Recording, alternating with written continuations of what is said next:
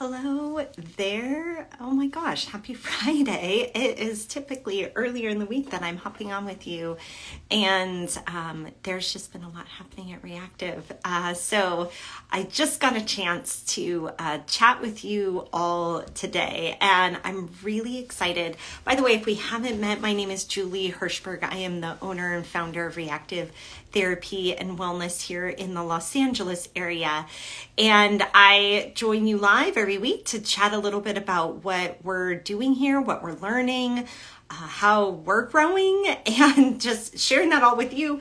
And this week, we've shared a lot of successes. I'm going to actually, if I can, actually share some of those videos. And we've been talking in our complex case masterclass about graded sensory exposure, graded motor imagery, and graded exposure to motor activities. This is a big part of what we do in all neurologic disorders. But I shared a case today, and so let me see if I can actually bring this up here. So yes, it's so cool. I've never shared a video while I'm talking here, but this was actually a case that our team has worked with. A person is not a case. A person that our team has worked with at our West LA clinic. This is a person with CRPS, and very, very typical that we'll meet people who are maybe on crutches or even on a scooter or in a wheelchair with very high sensitivity in the limb and difficulty putting weight and tolerating weight or any sensations on the limb. So you see that on the left. What you see on the right is actually her part of her progression just within the last week. And this is you could not stop me smiling watching this. I've had such a pleasure of watching this person over time. A couple of weeks ago, I walked into the clinic and there she was walking on foam pads, and I was just almost started crying. It was so exciting. And then to see this video too. So walking, no arm support, putting weight on through the foot. Isn't it amazing, Allie? It is so amazing. This is why I love doing what we do, why I love having our team. And what I want to show here, this did not happen overnight. This was 8 weeks of really hard work that this person put in, and with an entire team. So I'm going to swap this out for a second. With an entire team, including physical therapy, occupational therapy, and neuropsychology. So this was not done overnight, and it took a team to really help integrate those aspects of sensory motor retraining for this person, because the brain and the body maybe aren't communicating well, and that's a whole person issue, right? So that's why we firmly believe in having a whole team approach. So I wanted to highlight one other piece. I shared this video as well earlier. And this is the same person doing some graded sensory exposure. So maybe you've heard of graded motor imagery. This is something that's been researched a lot in the field of pain, but also in stroke and other brain injury, other neurologic disorders. And graded motor imagery involves graded steps, from really looking at laterality and recognizing in space, so some of those perceptual pieces of limbs, to mirror therapy like this, to imagined movements, to mirror therapy, and then graded exposure to activities. So in this video, this is a really cool meld of graded sensory exposure. So the person, the left foot is impaired and very intolerant of temperature changes. This is something that is really common with neurologic disorders. So what is happening here is the person has their right foot in a cold bucket, a bucket with cold water. I'm not sure why that was so hard to get out, but a bucket with cold water, and they're looking at the image in the mirror. So when the brain sees that image, it actually looks like the left foot is experiencing the cold water.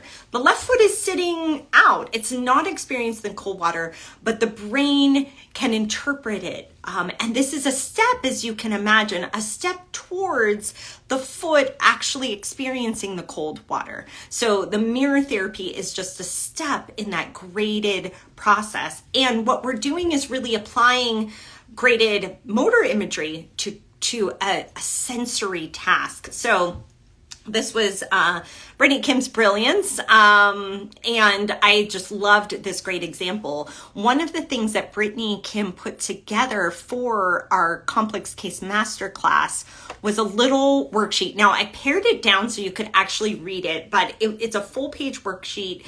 It's part of our complex case masterclass, but I wanted to give you the steps here to think about how you might get started with graded sensory exposure if you're a therapist working with people like this. So step number one is you first want to understand where that person might have an off switch or a dimmer switch for controlling symptoms. So this is really important from an autonomy and self-agency standpoint.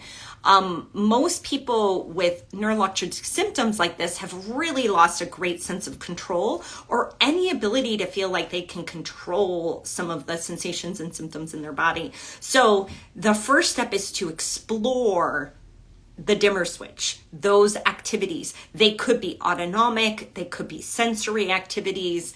And so you can see here, it could be a breathing technique. It could be a grounding technique. It could be maybe a dual task. It could be some sensory integration and modulation, maybe with other sensations other than like cold water, right? For example, it could also be on the autonomic side of a sense of social engagement, safety, all of those pieces. So that is the first step.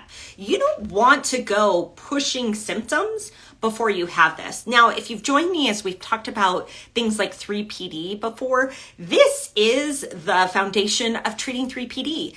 3PD is a sensory dysfunction. It's the vestibular and visual system. So if CRPS might be some of the dysfunction is in light touch or cold temperature regulation and temperature sensitivity, then 3PD is really that in the vestibular and visual systems. Same thing. This is why we talk, by the way, like little tangent.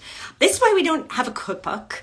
But this is why we talk a lot about pathophysiology and the brain circuitry involved in some of these disorders, because that theoretical basis leads you right down a pathway of treatment. And that is exactly what we're doing here. So step one, explore, identify that dimmer off switch. Step two, you're going to identify variables at the starting point and for the goal task. So if the starting point, like in this case of CRPS, is really not tolerating much touch or pressure on that foot, but the end goal is walking around in maybe some small heels and being able to work like that, then we're going to start projecting what variables will need to progress. So things that we might think about from a sensory standpoint: vibration, light touch, pressure, temperature. So all somatosensory pieces. So again, you could take this and put in head movements, right, for vestibular. So we might think of all those somatosensory pieces, vestibular pieces, visual, auditory, olfactory, taste, the environment, the social context, even the body position. If you'll recall, we actually presented the same person walking with a treadmill on the wall. There was a change in body position involved there, right? And so that would be part of the progression. So what variables are we at initially, and what variables do we need to get to? So if we're talking the end goal is walking for long periods of time while working and wearing a small heel, then we'll need to progress to that. We don't go right from the crutches to that, but we can as you see, walking on blankets. Before that, we were walking on foam pads. Then we might take away a layer of the blanket. Then we might add on a very soft shoe, and then, right? So to build up that exposure, we might start at a few seconds and progress to minutes, to hours for that person to return to work. So that's step number 2. Step number 3 is deciding what are the rules and boundaries that that person is comfortable with sensory training. So with sensory training, there's going to be an increase in symptoms. That's how the nervous system works. The nervous system's to be challenged. There's going to be symptoms. The idea of a lot of this type of training is not that there's not symptoms. It's that you can actually experience those and have the control dimmer off switch with them. And what I really like to use are some visual scales, even something like the rate of perceived exertion, and ask the person, how strong can we increase the symptoms that will be tolerable, excuse me, and not threatening? Because we know, if we kind of go back up to step 1, that that safe environment is actually part of the dimmer switch or off switch for a lot of people. So what are the rules and boundaries? Let's set those together. I don't dictate those. It's not my body and nervous system. So we work on those pieces together. How long can those symptoms last that's reasonable? A couple minutes, a couple seconds. I'm going to need a sip of water. A couple days.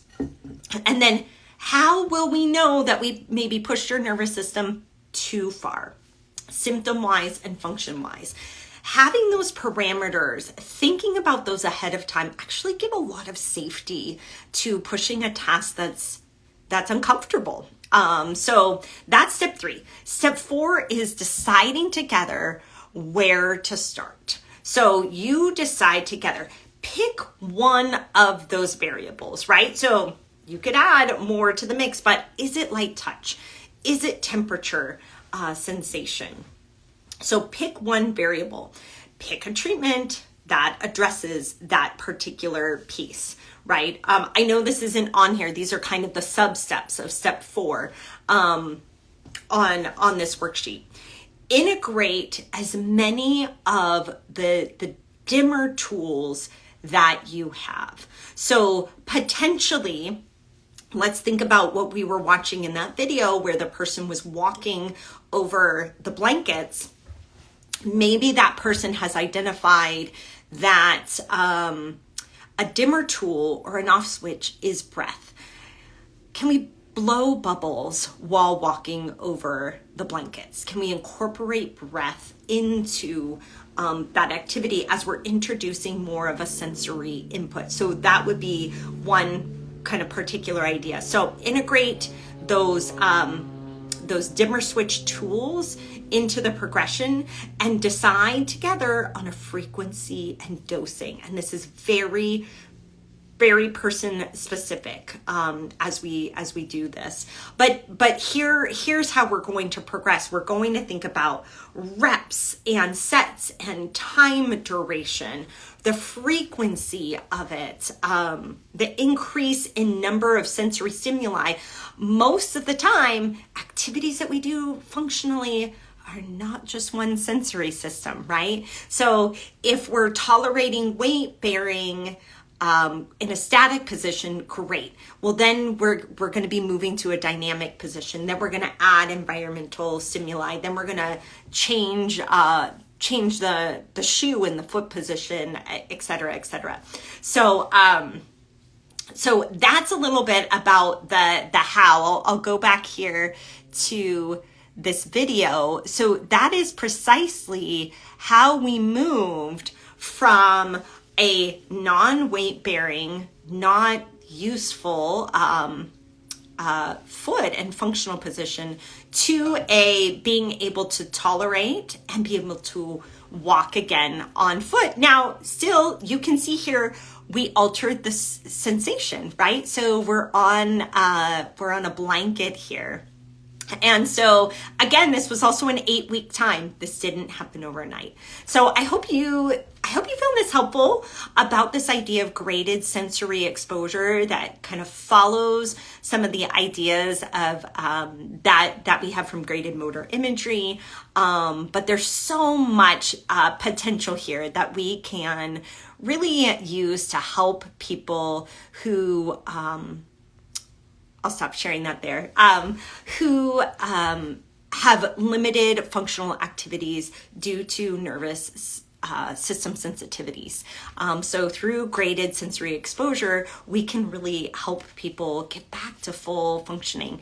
And again, this was only the beginning. We have full expectation, and we just know that people also, they can get back to running. They can get back to wearing all kinds of shoes and doing all kinds of activities, even when they couldn't tolerate weight bearing or a light touch sensation on their foot. It's very, very possible. So thank you so much for joining me today. I'm going to send out this video and the other videos, that snapshot of our worksheet. The full worksheet is a part of our complex case masterclass and Brain Bites. So if you're looking for mentorship and learning on this topic, get on our waitlist for Brain Bites, because that's really the best place to find us and to work together on some of these complex cases. There's a question here too. I'm sorry if I missed it, but what are your thoughts on dosing within the session? I always struggle to determine if I've dosed the right intensity. Yes, with these type of techniques. Great question. And I'm just going to bring back up the picture here, because what I find for the dosing piece is in step 3, deciding what the rules or boundaries might be for symptom tolerance. So that person has a lot of control and safety. But this allows us to kind of know then, based on that dose, or based on their symptom tolerance, how many reps are we going to do here? So for example, if the person is stating that they think that they can tolerate an increase in their discomfort level up to a 3. So we're going to do that task until we're at that particular level, and then we'll take a break. Then we might try it again. The other thing with setting those boundaries ahead of time, so how strong can we increase the symptoms? How long can that last? And again, one of the things that's so great here is if we also have explored, like in step number 1, the dimmer switch, that person has those activities and tools to actually decrease their own symptoms. So that's not us, but that's that person decreasing the symptoms. That usually allows us to also go up the sets and reps. But I really decide that based on what the person has set up for their boundaries, and how quickly they can recover. Now, here's the thing. Are you going to go over and do too much? Absolutely. Sometimes that's going to happen. And are you going to maybe progress too fast through an activity? Totally can happen. I think if you start with step 1 and always come back to that person has control and their own set of tools and activities to dim the lights, dim the nervous system, dim their symptoms, I think it gives you much greater success in being able to keep pushing and progressing those pieces. One thing I will say, and I've learned this from Brittany Kim, is that in CRPS, often people in a more kind of traditional approach of physical therapy will push too fast through the steps.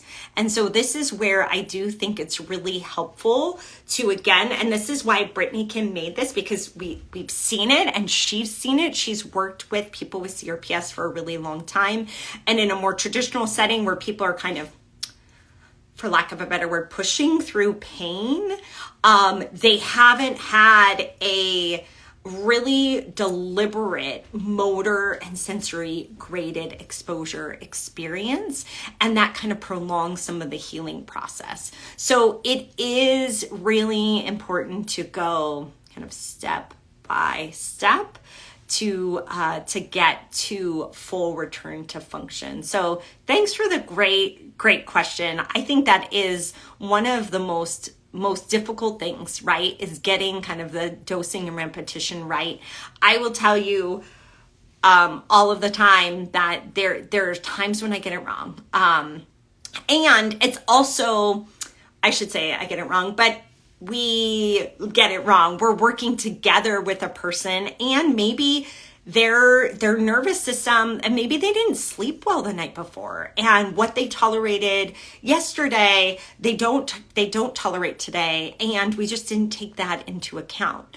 I know actually just today, the person had been up since 3:30 in the morning, and there we were, wanting to progress what we did the day before, but we were like, you know what? Let's do these other activities instead. So you got to really take a very holistic view of a person and their nervous system, and so do they. So this actually really builds those tools of self-monitoring and regulation, a self-regulation of the nervous system for that person to know and to know their boundaries. So again, I think if you explore this dimmer switch, and then also explore those rules and boundaries, and give that person a lot of control and autonomy, you're in a much better place.